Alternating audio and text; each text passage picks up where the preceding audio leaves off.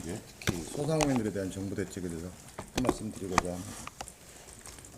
연일 정부와 여당에서 관련된 대책을 내놓고 있는데 항상 느끼는 거지만 포장은 요란한데 내용은 부실하고 그 내용마저도 지속적으로 세부적인 부분에 대해서 번복하고 실질적인 지원에 관련된 데에서는 사실 소상공인들한테 전혀 어떤 다가오는 점이 없다는 점을 꼭 말씀드리고 싶습니다. 코로나19 사태를 국가적 차원에서 추산하기 힘들 정도로 막대한 피해를 입었습니다. 특히 민생경제의 피해는 극심하여 지난 4월 초에 한국경제연구원 조사 결과에 따르면 24개 골목상권업종의 평균 매출이 50% 가까이 급감하고 평균 수익도 44.8% 줄어든 것으로 나타나고 있습니다. 특히 순이익과 매출은 8, 90% 급감할 거로 예상되고 있습니다. 문재인 정부가 재난 기본소득 등 경제 회복 정책을 펼치고 있으나 대한민국 총 고용의 25%를 담당하고 있는 소상공인들에 대한 지원이 대출 위주의 금융 지원에 그쳐 많은 아쉬움이 남습니다.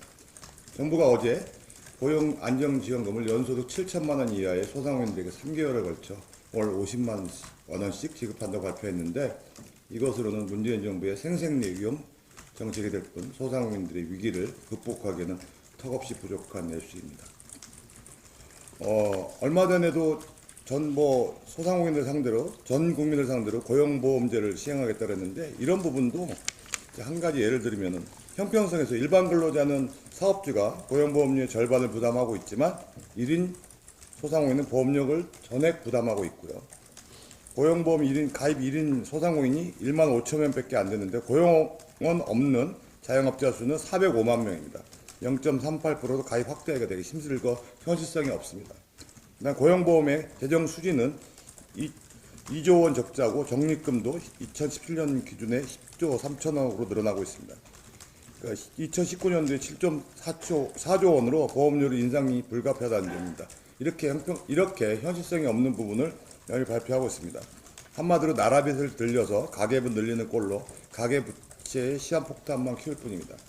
소상공인이 무너지게 되면 대기업, 중소기업에 비해서 우리나라 실업률이 훨씬 더 악영향을 미치게 될 것입니다. 이러한 소상공인들의 고용이 대부분이 소득의 하위 계층에 편중됐다는 사실을 감안해서 복지를 강조하는 문재인 정부가 소상공인들에 대해 좀 더 강력한 지원을 해야 함이 자명합니다. 그럼에도 불구하고 정부 금융지원 1차 프로그램에 비해서 5월 25일서부터 신청 가능한 2차 프로그램은 오히려 총 지원 규모가 16.45조 원에서 10조 원으로 줄었고 차등적으로 1억 원까지 지원하던 한도 금액은 건당 1천만 원으로 현저히 줄었습니다. 지원금리도 1.5%에서 고정금리에서 오히려 3%에서 4% 수준으로 올랐습니다. 앞으로 예정된 정책들을 살펴보아도 소상공인들에 대한 집중적인 정책을 찾아볼 수 없습니다. 지금의 소상공인들의 위기는 대한민국 국민들이 겪고 있는 위기와 다를 바가 없고 다르게 취급되어서는 안 된다고 생각합니다. 특히 사업체 전체가 전재산인 영세 소상공인들이 한번 무너지면 고용인들의 실직과 더불어 소상공인에게 생긴 막대한 빚으로 재창업은 꿈꿀 수 없게 됩니다. 정부는 이제라도 소상공인들에게 집중한 정책과 지원을 민생경제 회복에 박차를 기해야 합니다. 이를 위해서 긴급 고용 안정자금 지원금의 확대가 필요하고 정부 소상공인 금융지원의 규모와 한도 금액을 증액하고 지원금리를 인하해야 합니다. 또 상환기간과 연장 등 조치가 따라야 됩니다. 또 부가가치세, 종합소득세 등 조세 감면 확대 및 납부 기간이 연장되어야 할 것입니다. 또 최저임금의 탄력적 운영도 반드시 필요하다고 생각합니다. 이에 본 당선인은 소상공인 업계와 사전 조율을 통하여 골목상권 붕괴 방지를 위한 특별법 제정을 계획하고 있으며 이를 위하여 법안을 지금 의뢰 중입니다. 21대 국회가 개원하게 되면은 골목상권 붕괴 방지법을 위한 원포인트 추경도 필요하다고 생각을 하고요. 미래한국당 지도부와 의논을 하여 당론을 채택될 수 있도록 추진하도록 하겠습니다. 하나만 더 말씀드리겠습니다.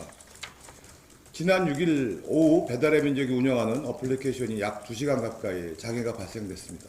한창 주문을 받아야 할 저녁 시간에 소상공인들은 속수무책으로 일선을 놓고 있어야만 했습니다. 문제는 배달의 민족 측이 하루 상당의 광고비를 보상하는 것으로 이번 사태를 어물쩍 넘어가야 한다는 점입니다. 장애가 발생한 시간 동안에 소상공인들이 실제로 얼마를 손실을 입었고 보편 타다가 수준의 보상 방안은 무엇인지에 대한 고민은 전혀 없습니다.